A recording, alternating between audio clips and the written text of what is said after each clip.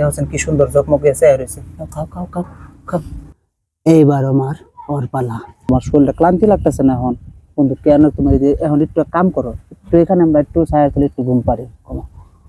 হ্যাঁ, রোদের তাপমাত্রাটা আজকে বেশি, শরীরটা খুব ক্লান্তি ক্লান্তি লাগতেছে।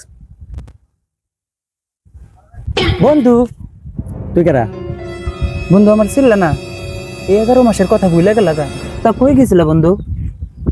নামাজ পড়তে গেছিলাম, রোজা রয়েছি না। ও নামাজ পড়ছো তো ভালো কাম করে হয়েছো বন্ধু, রোজাও রাখছো, নামাজ পড়ছো যেহেতু তো ফরজ কাম করে পড়ছো।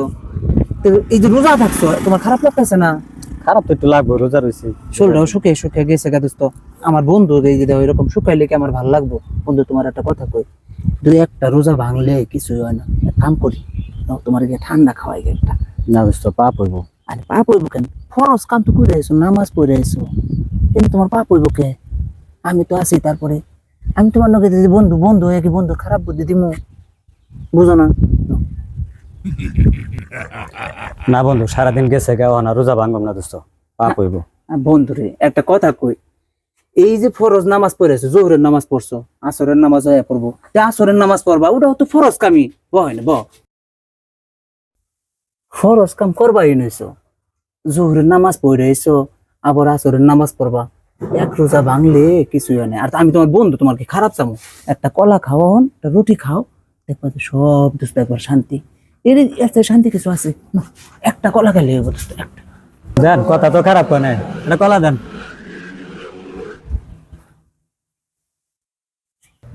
আমি শুইলা দিই, তুমি কষ্ট করবা কে? তোমার বন্ধু থাকতে তুমি কি নিয়ে টেনশন করো?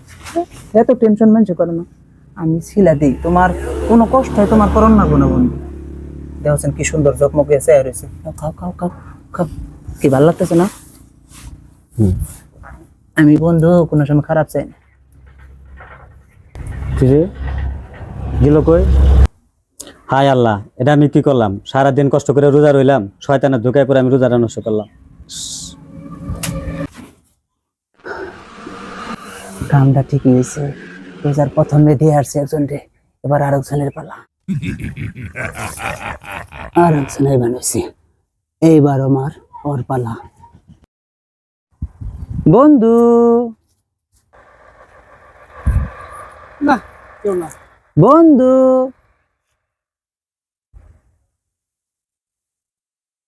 হাই বন্ধু,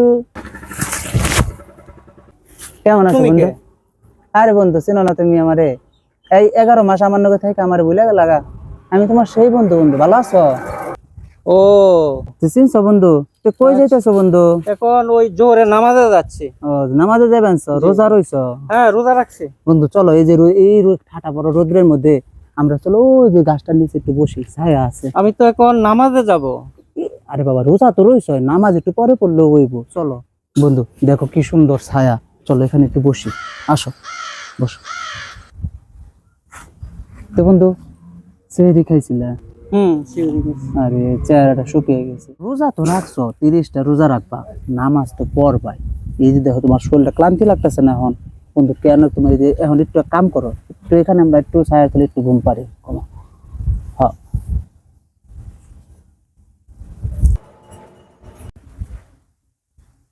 হ্যাঁ, আমি ঘুমায় পড়ছিলাম, জোরের নামাজটা বাদ গেল, বিকাল হয়ে গেল, আমি মনে হয় শয়তানের ফাঁদে পড়ছি। আই হাই, আজকে শয়তানটা পাইলে যে কি করুম। আমার কাছ থেকে রেহাই পাওয়া এত সোজা না।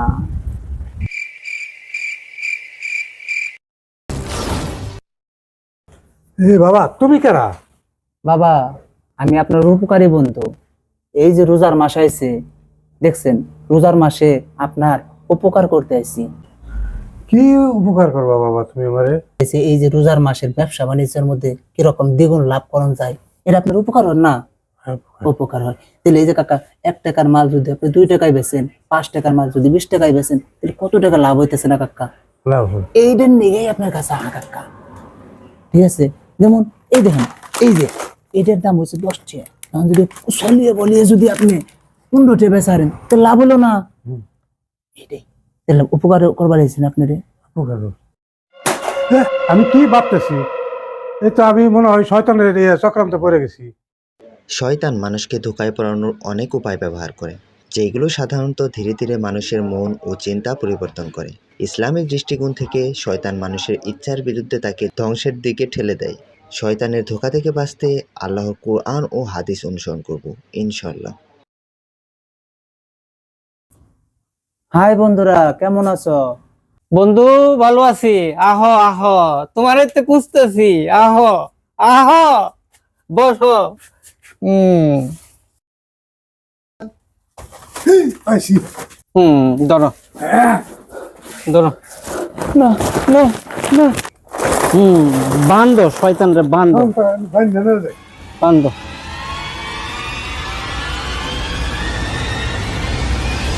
জুলিয়া, যাও শয়তান, এবার যাও।